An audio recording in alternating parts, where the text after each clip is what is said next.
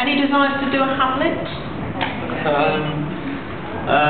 Maybe one day I might, but not. I don't know. I like Shakespeare. I haven't been on stage for a while. I think science fiction is a bit, or like, you know, I remember somebody saying that Star Trek was like bad Shakespeare. And you had like these two embassies from either side, and they've got a political debate, and blah blah. Yeah, it's fascinating. I actually love to see the chance to see David Tennant being Hamlet right now, but I imagine that well, not only that, but like totally sold out. So. And finally, you've both got great singing voices. Any chance of a duet ever? Battlestar the musical. Watch this space. I always thought that would be kind of fun to do, a battle like they did on Buffy.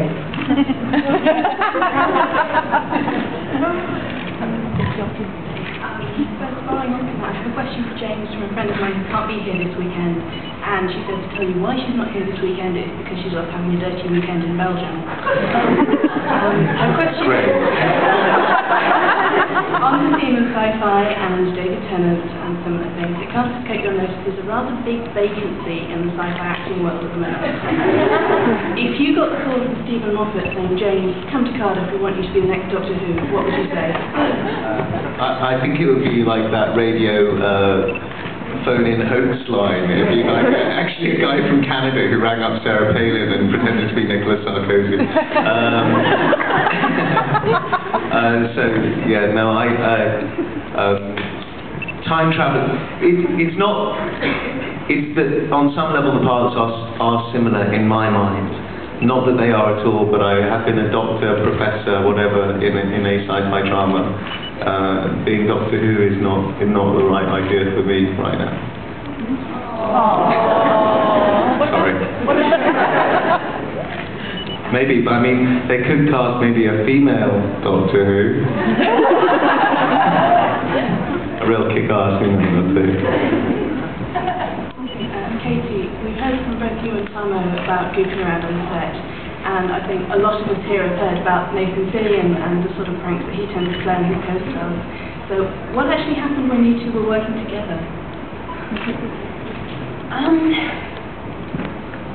That movie was shot simultaneously with Battlestar, so my days on White Noise 2 are filled with fog.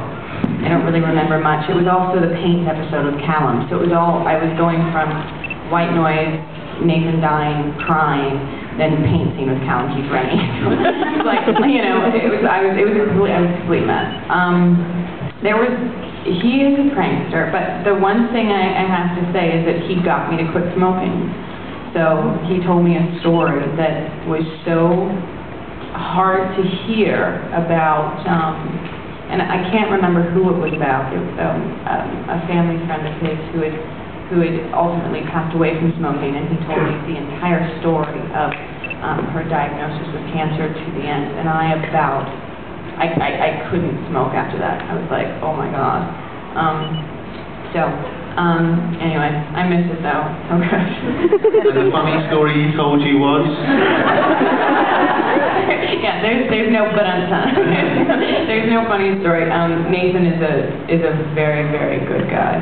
So, but the pranks he pulls are with everyone else that was there more than me. So.